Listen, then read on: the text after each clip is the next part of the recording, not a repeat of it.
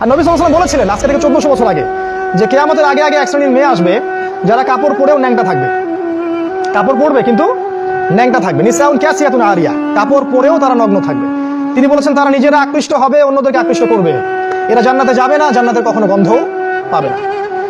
আমাদের নবীজি বলেছিলেন যে দাজ্জাল, এর নাম শুনেছেন? দাজ্জাল আসবে সামনে মানুষের রূপে, অপেক্ষা করতে থাকে। তবে তার অনুসারীরা কিন্তু এখনই অ্যাক্টিভ। তিনি বলেছেন দাজ্জালের সবচেয়ে শেষ অনুসারী হবে এক শ্রেণীর মেয়ে যাদেরকে মুসলিমরা ঘরে বন্দি করে রাখতে পারবে না। বাপ ভাই স্বামী মিলে ঘরে রাখতে চাবে, তো ঘরে থাকো, পর্দায় থাকো, এরা বাঁধন ছিন্ন করে বের হয়ে চলে যাবে। এরা বের হয়নি। বিগত 100 বছরে দেখেন শহরে মেয়েদেরকে আর ঘরে রাখতে পারবেন না।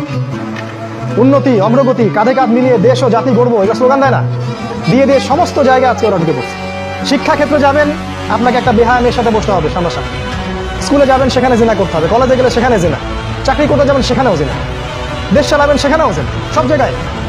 আর পর্দা তো উঠিয়ে দেওয়া হয়েছে, বলুক আর না বলুক সুকৌশলে উঠিয়ে দেওয়া হয়েছে। একটা মেয়ে যখন নিকাব পরে স্কুলে কলেজে যায়, তাকে ডেকে আনা হয়, তাকে রিমান্ডে নেওয়া হয়, তাকে জিজ্ঞাসাবাদ করা হয়, কি সমস্যা, তোমার সমস্যাটা কি, মুখ ঢেকে আসো কেন?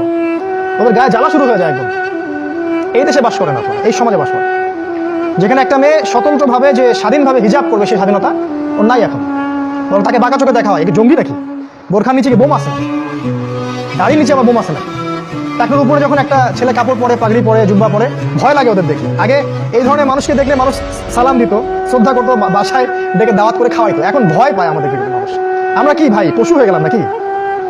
এই কাজটা কে করলো আসলে? আমরা কি বাঘ ভাল্লুক? এই কাজটা করলোটাকে? এই কাজটা করেছে মিডিয়া।